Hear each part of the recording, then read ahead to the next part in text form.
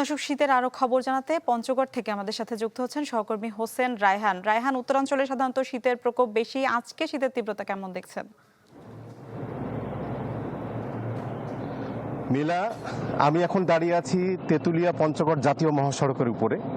আপনাকে জানিয়ে রাখি যে আজকের যে তাপমাত্রা সেটি 9 ডিগ্রির ঘরে, অর্থাৎ মৃদু শৈত্যপ্রবাহ প্রবাহিত হচ্ছে পঞ্চগড় জেলার উপর দিয়ে। আপনি জানেন যে গত ডিসেম্বরের পুরো অংশ জুড়েই কিন্তু তাপমাত্রা সর্বনিম্ন 8 থেকে 12 ডিগ্রির ঘরে উঠানামা করেছে। আবহাওয়া অধিদপ্তর আমাকে জানিয়েছে যে এই মাসের অর্থাৎ জানুয়ারি মাসের প্রথম সপ্তাহে একাধিক মৃদু এবং মাঝারি শৈত্যপ্রবাহ বয়ে যেতে পারে, এরকম পূর্বাভাস তাদের কাছে রয়েছে। সেই ক্ষেত্রে তাপমাত্রা মিলা 4 থেকে 6 ডিগ্রির ঘরে গড়াতে পারে, তারা এমনটি জানিয়েছে। আপনি জানেন যে অব্যাহত দুর্ভোগের কারণে পঞ্চগড় জেলার যে সার্বিক পরিস্থিতি সেটি আসলে খুব ভয়াবহ। বিশেষ করে যারা কর্মজীবী মানুষ তারা কিন্তু অনাহারে অর্ধাহারে দিন কাটাচ্ছে। তার কারণ অনেক মানুষ কিন্তু কাজের সন্ধানে বের হচ্ছে, তীব্র শীতের কারণে তারা কাজ পাচ্ছে না। আপনি জানেন যে এখানে ভারী কোনো শিল্প কলকারখানা না থাকার কারণে এখানকার মানুষ ভূগর্ভস্থ নুড়ি পাথর, চা বাগান এবং বন্দর কর্তৃক বন্দরের উপর তারা নির্ভরশীল।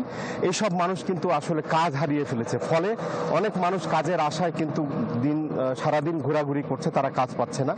ইতিমধ্যে জেলা প্রশাসনের পক্ষ থেকে প্রায় 60 লক্ষ টাকা বরাদ্দ হয়েছে, যেটি পঞ্চগড় জেলার 5টি উপজেলার শীতার্থ মানুষের মধ্যে শীতবস্ত্র বিতরণ করে সরবরাহ করা হয়েছে। জেলা প্রশাসক জানিয়েছে তারা আরও অতিরিক্ত শীতবস্ত্রের জন্য মন্ত্রণালয়ে চিঠি প্রেরণ করেছে। এই মাসের শেষের দিকে তা আসবে বলে জেলা প্রশাসন জানিয়েছে। ইতিমধ্যে বিজিবি, পুলিশ এবং সেনাবাহিনীর পক্ষ থেকে শীতবস্ত্র বিতরণ করা হচ্ছে। অসুস্থ হয়ে পড়ছে শিশু এবং বয়স্ক মানুষরা, প্রতিদিন হাসপাতালগুলোতে ভিড় জমাচ্ছে এবং এই পরিস্থিতি মিলা আগামী এই জানুয়ারি মাসের পুরো অংশ জুড়েই থাকবে। তো এই ছিল মিলা আমার কাছে পঞ্চগড় জেলার শীতের সার্বিক পরিস্থিতি। রায়হান, ধন্যবাদ আপনাকে।